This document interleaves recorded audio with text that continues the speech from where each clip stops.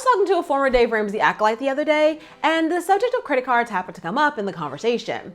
We talked in depth about how they use credit cards for points and the mistakes that they tried to avoid, which got me thinking. I told you how I use credit cards to make money.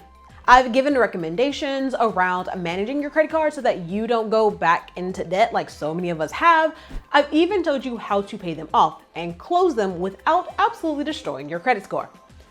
But I haven't created a video that focuses on the mistakes that you should be avoiding with your credit card reward programs. So let's talk about it. So for today, here are 6 of the most common mistakes that I see folks make when earning and using credit card points.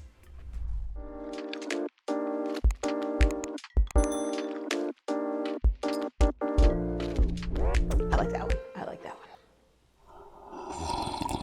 Hey dreamers, and welcome back to my channel. I'm Tiana Clewis, an author, speaker, executive pastor, and coach who's made it her mission to help Christian women trapped in the 9-to-5 life overcome the money worries that are stopping them from stepping full-time into their God-given calling. And as someone who's done that and is running a multi-million-dollar company as a result, trust me, I know how to do it. But here's the thing. Now that you know who I am, I have to ask you a question. Have you been wondering how your business fits into your God-given purpose? Every day you pour your time, your energy, and your resources into your business, but no matter what you seem to do, that question plays on repeat in the back of your mind. Well, as luck would have it, you are not the only one.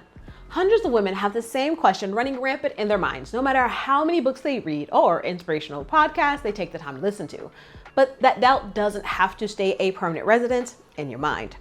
Minister Kendra Lott is a prophetess, she's a minister, and she's an entrepreneur who has decades of experience helping Christian women get out of their heads and in the face of God for the answer that they're looking for.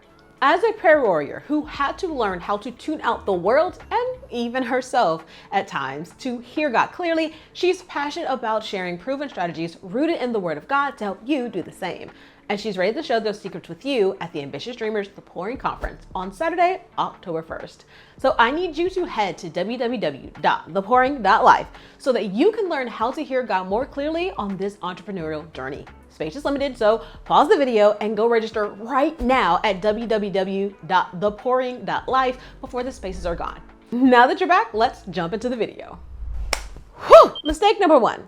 Signing up for a card that limits points to items that you don't frequently purchase.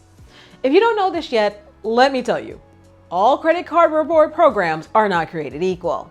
Some give you points on all purchases, some give you points on a narrow set of purchases like travel, gas, and groceries, and others have a tiered system, like you get 2 times the points for some categories, 5 times the points for another category, and then just 1 point for all the rest. Yeah, it can get a little complicated. Which is why it's important that you pay attention to the types of purchases that you get rewards for before you ever sign up for the card. Let's say that you're looking at a card that's all about travel rewards. So you get 5% on gas, 2% on travel, and that's it. Well, that's fine if you're a Texan that drives 45 minutes to work every day and you like to hop a flight every month or 2. It's not fine if you work from home and you only travel once a year. In that case, that card is totally wrong for you. Or maybe the program gives tons of rewards for eating out, but you love to cook for your family. Again, bad program. So take the time to actually look at what the rewards program offers before you sign up to make sure that you're going to see some real benefits from participating. Mistake number 2, signing up for a card with an annual fee that may be more than what you can earn in benefits. Remember when I said that not all reward programs are created equal? Well, I meant that. The problem for people that have a larger annual fee, say $190 for example, may not get enough benefit to even offset the $199, much less get any real value. Let's say your card gives you 2% cash back on all purchases. Well, if you have a tight budget or a lot of other debt, you may only spend about $11,000 on that card in a given year. That's $220 in rewards. Well, if your annual fee is $199, is $220 worth it? No. And heavens forbid that something happens and you're charged interest or a late fee 1 month, that little bit of benefit may be completely wiped out. The same can happen with the categories. A non-traveler with a traveler card may spend $50,000 on the card, but if only $5,000 of that was qualifying travel, your benefits may be less than the $199. So unless you know from your spending and the rewards categories that your benefits are certain to outweigh the annual fee, you definitely want to opt for a card with no fee to start out. Mistake number 3, not knowing what purchases qualify for points.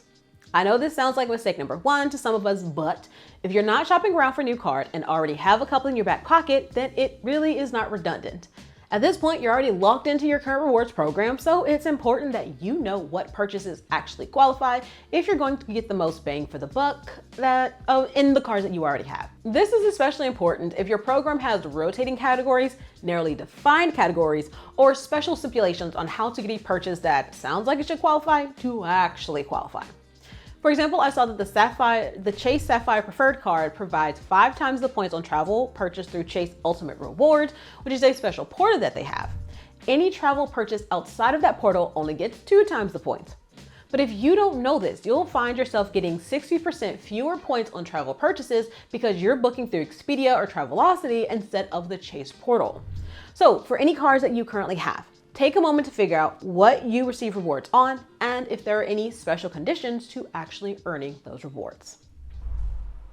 Get it together, okay. And hey, we're halfway through and you're still hanging out, so don't forget to smash the like button since obviously you like this video. And if you haven't already, subscribe to follow the channel by clicking the big red button below. All right, now for mistake number 4.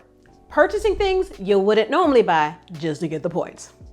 Okay, I might get a little cranky on this one because it is the one mistake on the list that literally makes me mad. Now, here's the thing.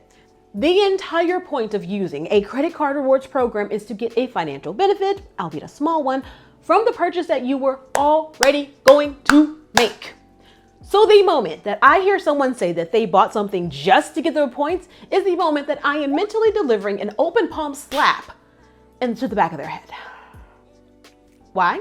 Because it just doesn't make mathematical sense to buy something just to get points from the purchase. Let's say that you have the Chase Freedom Unlimited card listed on this Nerd Wallet article that I've been using.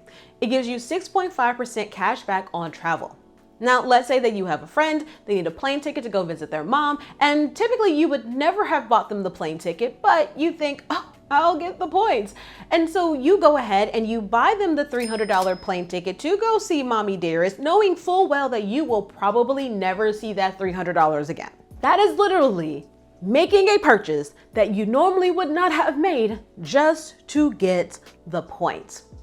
And here's why this is a problem for me. Do you know what 6.5% of $300 is? $19.50. You just spent $300 to earn $19.50 in rewards? That's just plain asinine. But so many people do it because they're not actually doing the math. Now, if you and a group of friends were going on a trip together, they gave you their cash and you bought the tickets on your card to ensure that everyone was on the same record locator and to get the points, that's fine because you're not actually spending more money than you would have without the rewards program. You're spending the same amount that you would have spent anyway. So I beg of you, if you are spending money on things that you would not have bought usually just because you know that you'll get some points on it, I need you to be like a 90s era dare officer and just say no. Mistake number 5 is not maximizing the usage of your credit card to earn more points for the things you normally buy.